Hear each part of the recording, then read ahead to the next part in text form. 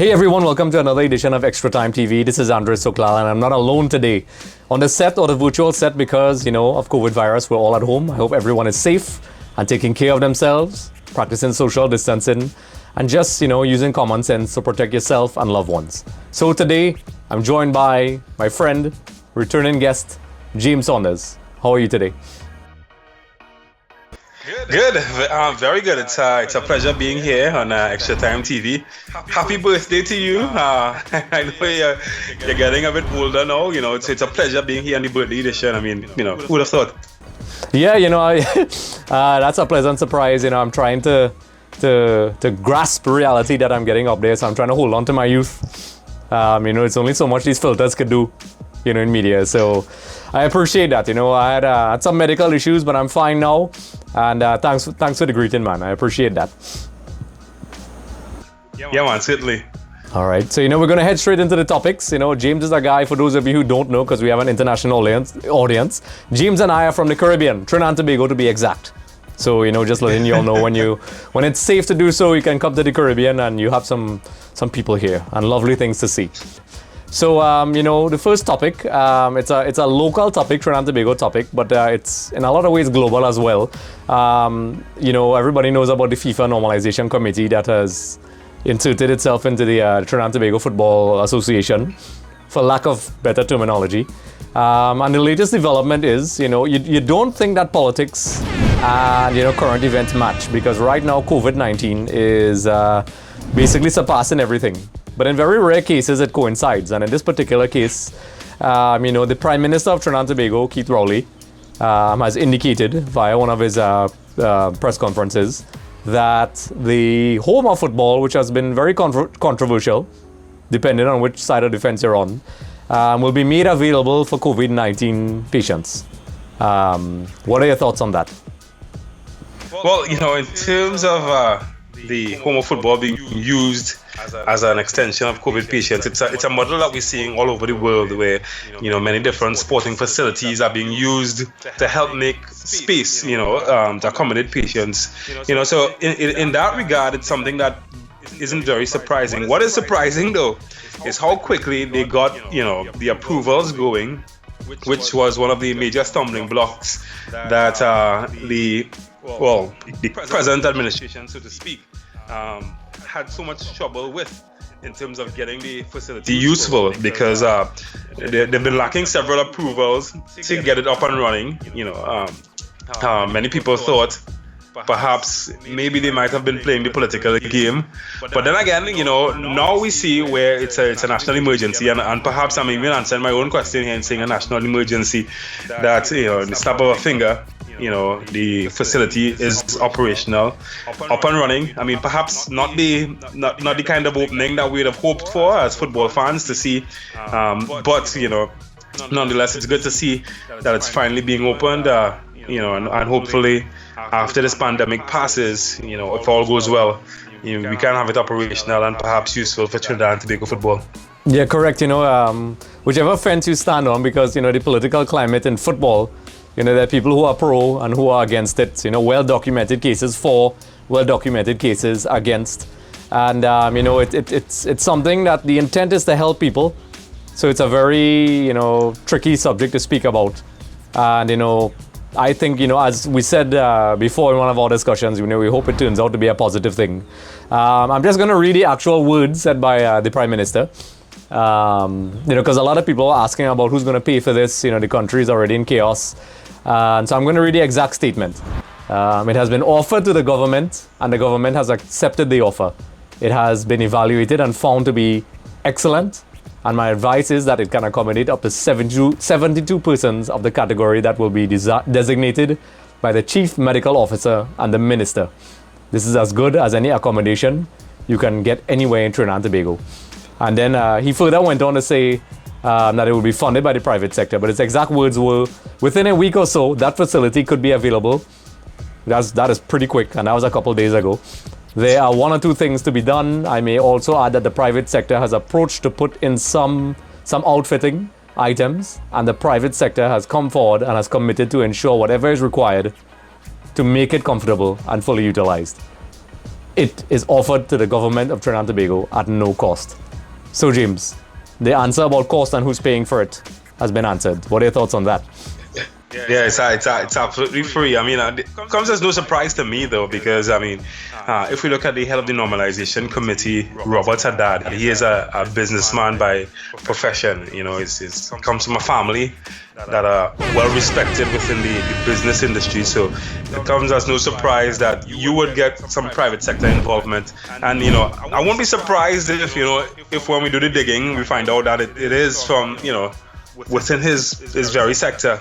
That being said, again, it also shows the two sides of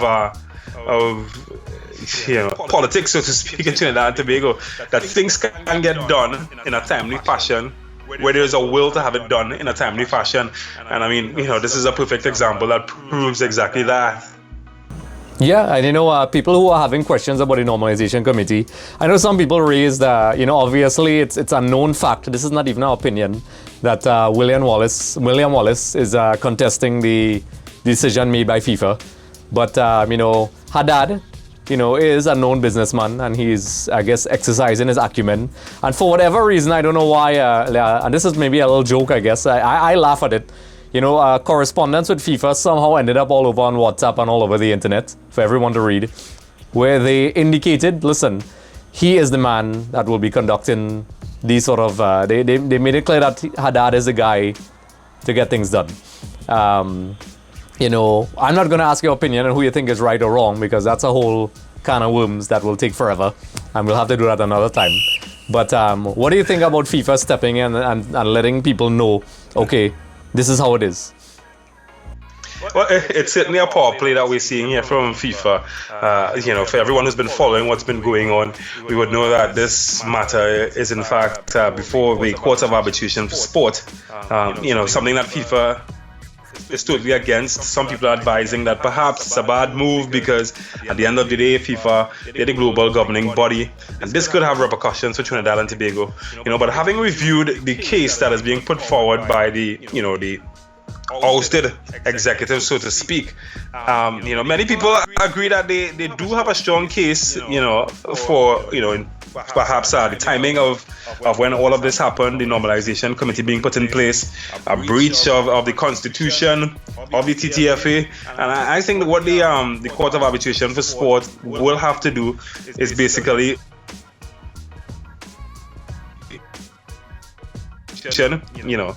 has the stronger say in this matter. So I think that what FIFA did there is, take a move or a power play, to put themselves in the court of public opinion as the rightful head of this organization, to give themselves, some sort of win prior to whatever the Court of Arbitration for Sport will decide. And, if you look at it from a neutral perspective, it's kind of 1-0 FIFA against the ousted committee. Yep, you could definitely see that's power play is probably the best expression. They are letting people know that no matter what I guess opinion you may have, whether you agree with the FIFA Normalisation Committee or not, that listen, we are stamping our foot down and letting you all know that Haddad is the man to go to do these things. And like we said before in a previous discussion, we'll see how it turns out. We're football fans. It's a entire topic by itself to discuss this, and we'll definitely need hours and hours of time, which is very difficult, because for those of you who don't know, James Saunders is a prominent media figure in Trinidad and Tobago, and he's braving the COVID virus to make sure that we get entertainment. So he has made time for us today, so you guys could show him some love by checking out his stuff. He has music as well, so you can check that out as well. Don't think I wasn't paying attention, James. And also it's a pleasure to have you here, because we know the challenges you're facing out there. And if you could probably just share quickly, what is it like braving the COVID virus to entertain the masses? Because we know there's not a lot of topics to talk about in sport right now. Yeah, certainly, and certainly unprecedented times, for any sport journalist who is alive today or actively functioning. It's a time that we've never faced. Perhaps, even if you backtrack and take a time capsule and perhaps go back to the second where there was a major world shutdown, so to speak. Sport wasn't as easily accessible as it is now, and as global as it is now. So perhaps it didn't have the global impact. For us, it has been difficult because people have come, especially people within the generation, they've come to expect, or have an appetite for instant sport, instant detail, stuff happening around the globe 24/7.